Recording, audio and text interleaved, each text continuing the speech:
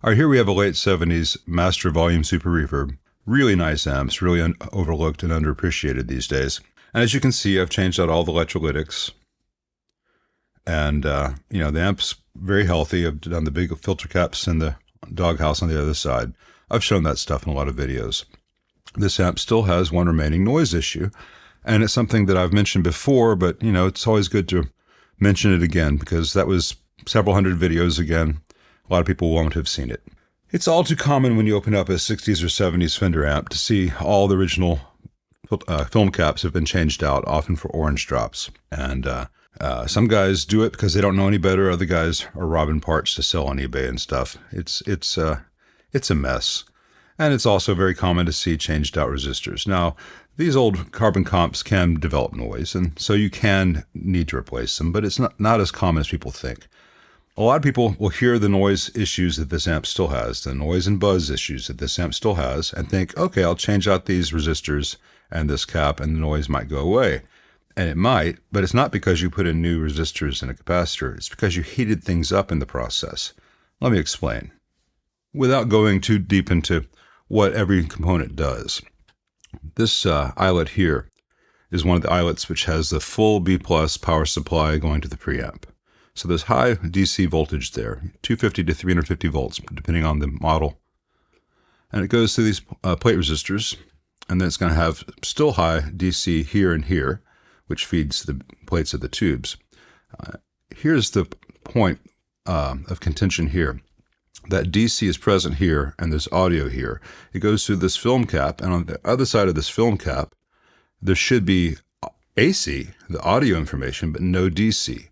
But we actually have half a volt of DC present on this eyelet.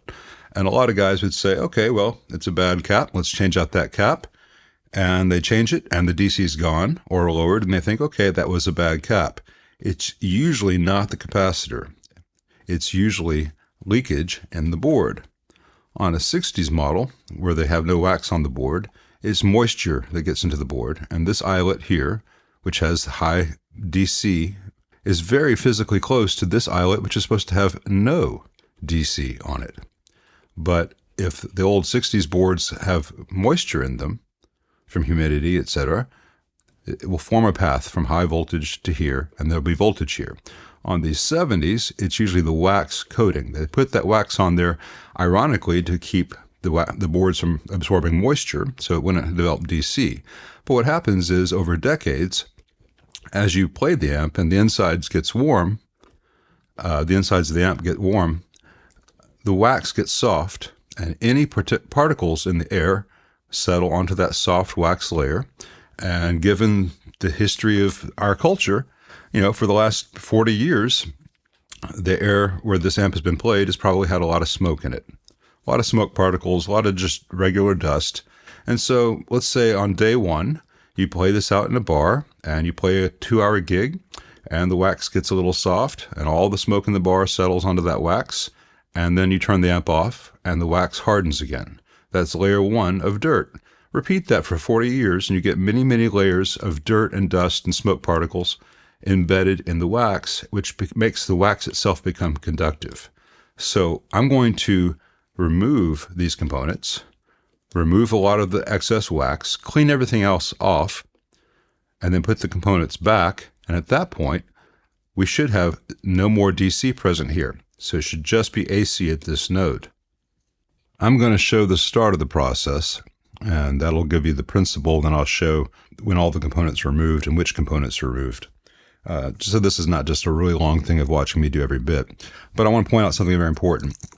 On 60s amps, all these wires would have been cloth covered, and if you touch the ends with a soldering iron, you'll get maybe a slight darkening of the cloth. On these 70s amps with this white wire with plastic coating, it's very easy to burn that wire, which you do not want to do. And I need to heat up this solder joint here and the solder joint here. So the first thing I do is very carefully pull these out just as the solder begins to heat up. So I'm going to start by adding a little bit of fresh solder to the old solder.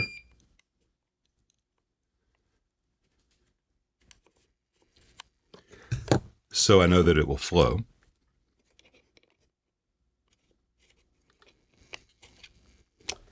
And I move that to the side.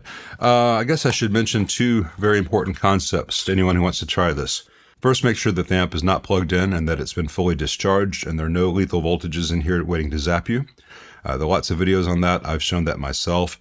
Second of all, if this is not the 10,000th Fender that you've worked on, like it is for me, take notes, draw pictures of what wires go where, take lots of pictures so you can put it back exactly as it was.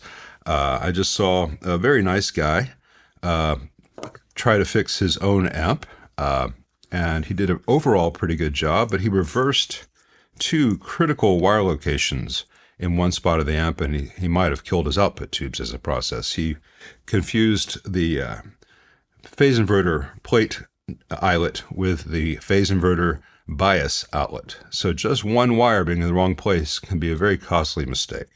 So as you go, take careful notes, document everything. So now I've got that wire out here. Let me go in here and lift this end of this resistor up. And the capacitor, whichever one wants to come first. Sorry, close quarters here.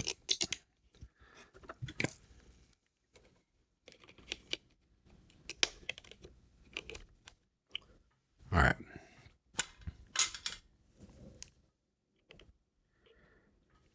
So that's the process. I'm going to repeat that. Remove the wire first, and when you put it all back, put the wire back last. You're less likely to burn things. Let me do some more of this kind of stuff and get all the components out, and we'll come right back. Okay, and here you can see I've removed these two resistors, the treble cap, the slope resistor, and this capacitor to here. I've lifted this capacitor up. I lifted the mids and base caps up, the treble caps out, and this wire going to both the wire going to the preamp node and the wire feeding the reverb mixer have been lifted. And when you put them back, it's really critical not to reverse those. But now you can see there are all these little bits of wax everywhere. A lot of that came off of the components that I changed out here in the cathode before. A lot of them were off these, they flaked. There is a bit of snipped metal on the board that's probably there since the factory days. It was just embedded into the wax. Let's get that out real quick. And all these big puddles of wax here, and that's not good. And you can see that the wax makes these puddles, which bridges here to here, and here to here, and here to here, and the puddles kind of overlap from here to here. That's where your DC leakage paths go, and you actually can partially bypass your plate resistors because there'll be a path through the resistor and a parallel path in the board, and all kinds of wonky sounds can result. Let's get rid of all that. So I'm going to start by finding my trash can, put that little bit of metal in it. Now I'm going to go to a flat blade screwdriver and very gently break up the larger pieces of wax, because it's much easier to remove the large pieces before heating things up. Otherwise, you just end up with huge amounts of wet wax. And once those big chunks are out, I'm going to get my vacuum cleaner and just get them out that way. And then we'll deal with what's left. I'm not going to subject you to the sound of the vacuum cleaner because it sucks. All right, now we're going to start the really sexy process. Heat gun.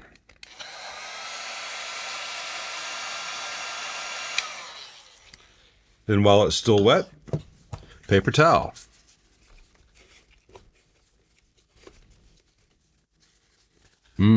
Tone goodness. He's taking all the vintage out.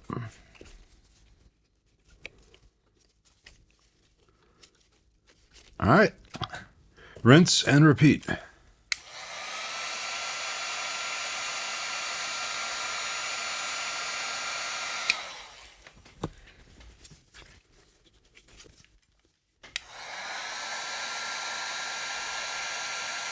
There will be a little bit more of this to come as I begin to apply solder, to heat up these eyelets. More will melt out.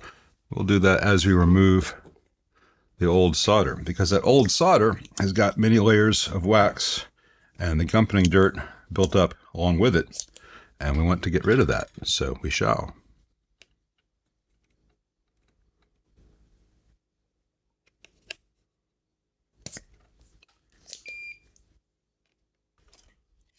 I'm going to get let me use the braid to get the last of this solder out of here. You're going to see how much solder melts. I mean, how much wax melts out of the board as I do this.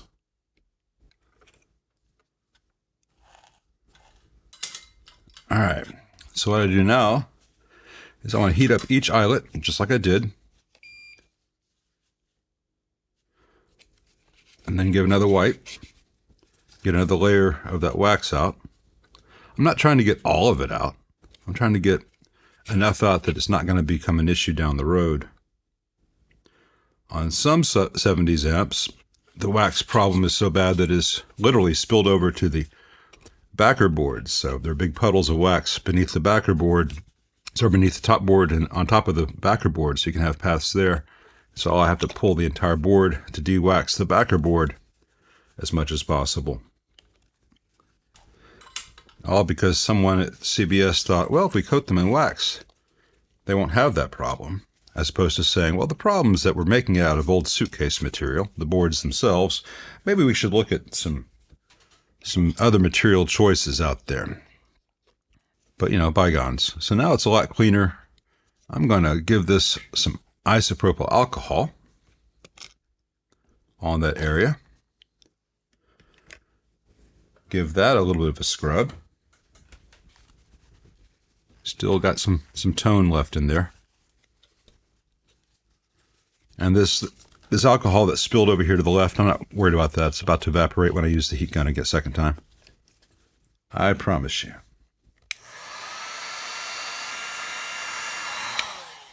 I could go through this entire amp and get all the wax out, but that would greatly increase the price of the repair. It's what I would do if it were my particular amp, but you know, you have to balance these things out.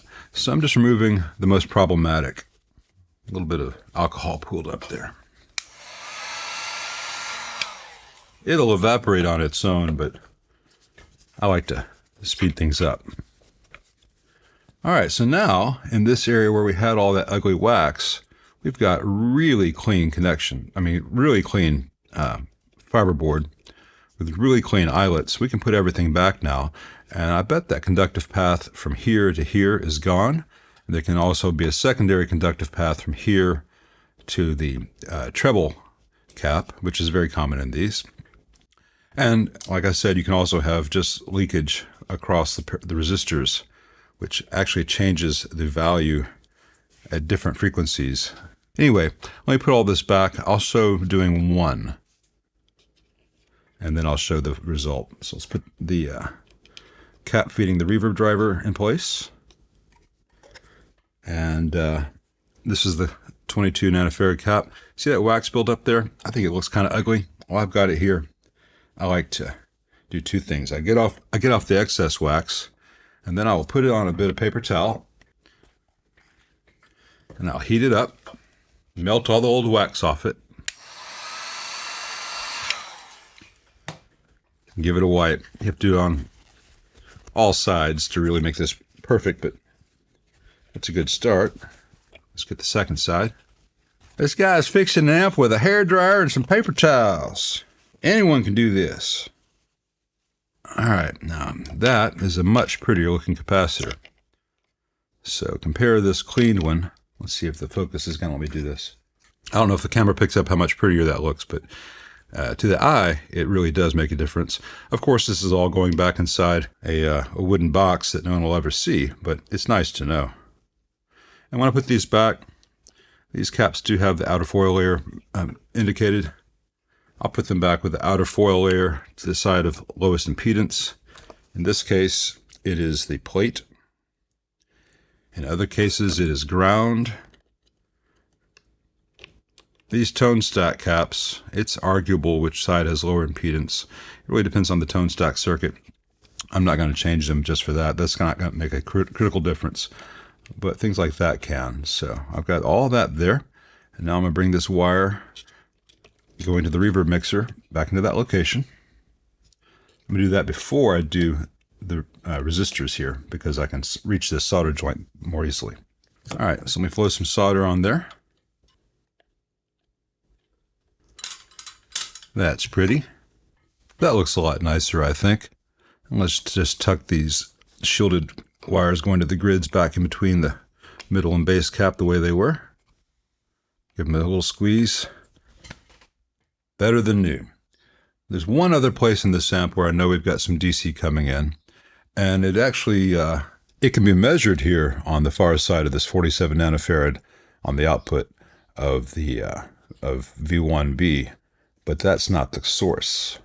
The source is actually down here at where the mix resistors are going into the phase inverter. And just like on the 60s amps, this can develop because there's a very small gap between right here, which has typically maybe 50 to 90 volts DC on it, and these eyelets here. On the 60s, they just have two Vs, two resistors in a V shape going from here and here, going to the input cap of the phase inverter. On the 70s with the master volumes, the mix resistors go here, then this wire goes off to the master volume pot, the master volume pot comes back, and that's what feeds this cap. So I need to remove these resistors and these wires and get all the wax out in this area because we've got leakage probably from this eyelet. Let me get my pointer. Probably from this eyelet right here to this eyelet right here, which is feeding the master volume. And indeed, as I lower the master volume, that little bit of crackle and buzz in the background goes away. So let me take care of that. Same way I did the other one. So after all that, all the DC that was there is gone. I had half a volt here, now I have 0 volts here. I had 200 millivolts here, and now I have 0 volts there. And that background noise is totally gone. Let me hook up a guitar and prove it to you.